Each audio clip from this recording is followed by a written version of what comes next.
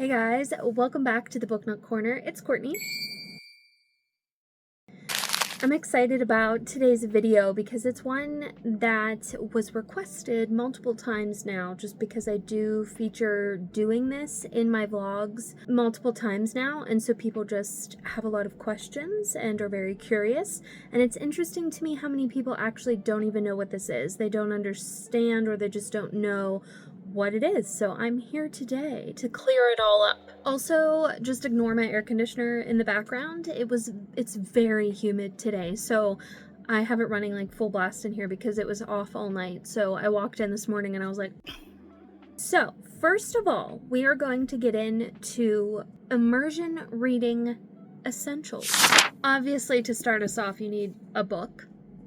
That would be first and foremost, or books if you're like me and you like to read or listen to multiple books at a time, depending on your particular likes and dislikes. I usually immersion read only one or two at a time. I listen and read to multiples, but I can usually only immersion read like max of two. Don't ask me why, just how my brain works. So of course, book is our number one essential.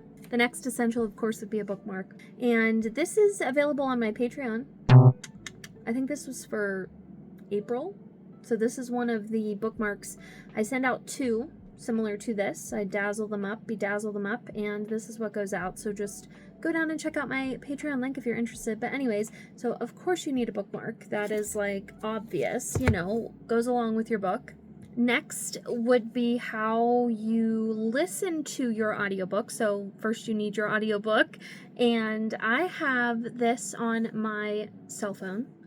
You can do it on your cell phone, on your iPad, on tablets, on some Kindles, e-readers. This is the Hoopla app through my library. You can also get it on your Libby app through your library as well.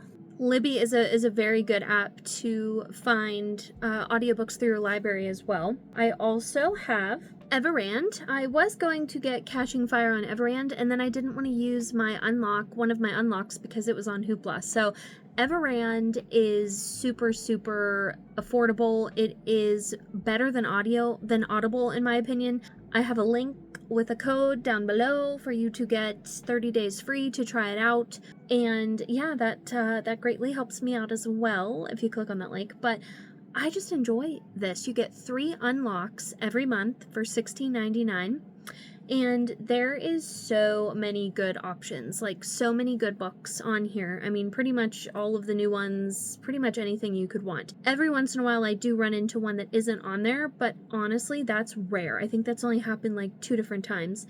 So yes, I highly, highly suggest the Everand app for audiobooks. And then of course, also Audible. I used to pay for an Audible subscription. I do not anymore, but all of the books that I did use my credit for are on there. Some of them I've listened to, some of them I haven't. But yeah, so that's also an option, is Audible. Those are the only audiobook apps that I have, is Hoopla, Libby, Audible, and Everand. And then lastly, you need headphones of some kind, whether they are wireless kind of Bluetooth headphones like this, they are wired headphones that you stick into your phone. So yeah, any sort of headphone, wired, wireless, the little earbuds, like whatever. That is, in my opinion, the best way, because it's even more immersive because you're listening to it in your head, basically. But of course, if you don't have headphones or you don't want to use headphones, you can still turn on the audiobook, you know, and just let her fly and listen to it, you know, out in the open, I guess, or however you would word that. Also naked with no headphones and stuff. So that is also an option. So I have 3 reasons why you should immersion read, or 3 pros to immersion reading. The first one is that you read faster. In my opinion, I have noticed that it keeps me reading faster, keeps me in tune with the book. I don't space out as much. I set mine, I mean, a lot of the times it depends on the narrator. So usually I set mine to like 2 to 2.5 speed. And that usually lines up with how fast I am reading also. So I can follow along with the narrator and stick with what's on the page. Obviously, you get more immersed in the story by immersion reading. You not only are hearing the narrator kind of usually end up acting out the scenes. So for the most part, they do, especially if it's a graphic audiobook. A lot of the times the narrator will use different voices per characters too, so you're getting kind of a difference there too.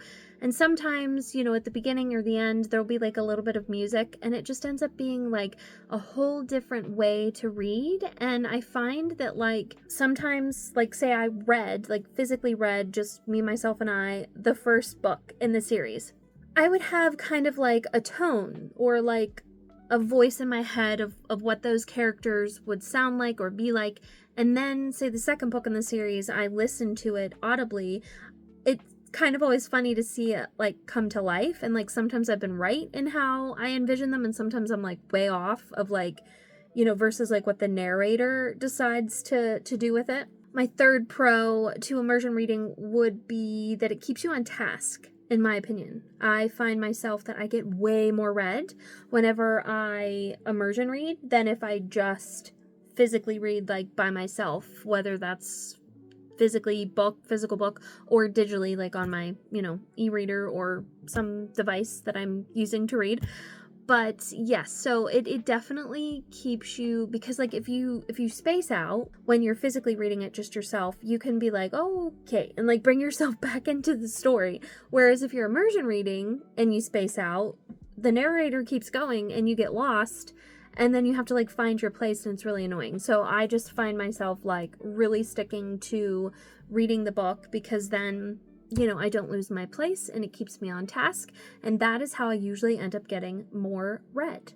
I think people that struggle with attention, you know, ADHD like myself, immersion reading is really helpful. I don't do it all the time, but if it's a story that's a little bit dense, you know, like a really heavy epic fantasy, I will immersion read, because a lot of the times with those, I definitely catch myself spacing out and just kind of like, you know, going someplace else. Not all the time. I mean, obviously when I read, I'm reading to enjoy it and pay attention to it. But sometimes just here and there, your mind will like flit around and you're like, okay, let's get back on task. And so immersion reading is just really helpful, in my opinion, for people that do struggle with kind of attention spans and ADD, ADHD, whatever it is that's going on in your little braino. I do find that immersion reading is definitely helpful for that, but also just enjoying the story more.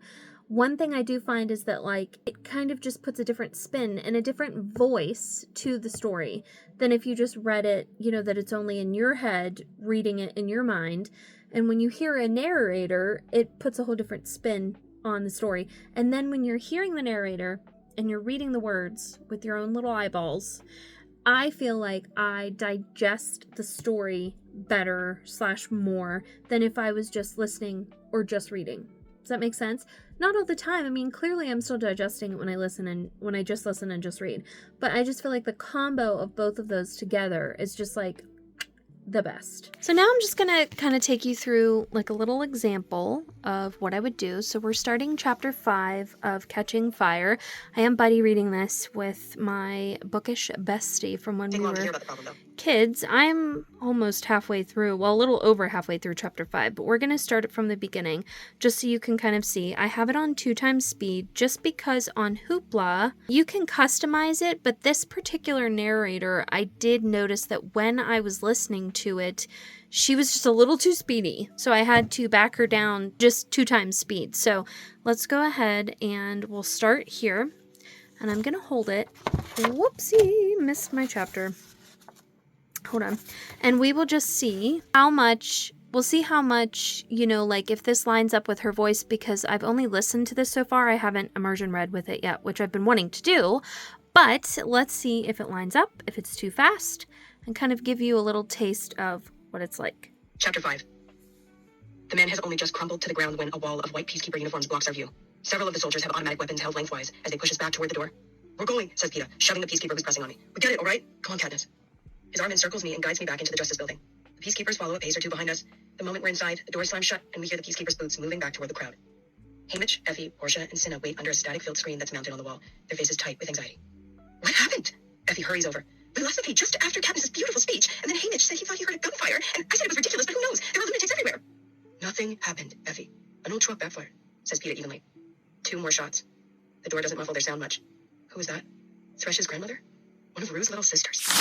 All right, so as you saw, I felt like for me personally, and the speed that I read, 2x speed with that narrator's voice was perfect per reading to be able to keep up with it. So I felt like that was a good match. So sometimes you just have to kind of play around per the narrator and per the speed and your personal reading. Like some of you may have been able to read way faster and would have wanted to bump up the speed of the narrator's voice. So it's really just subjective to each different person.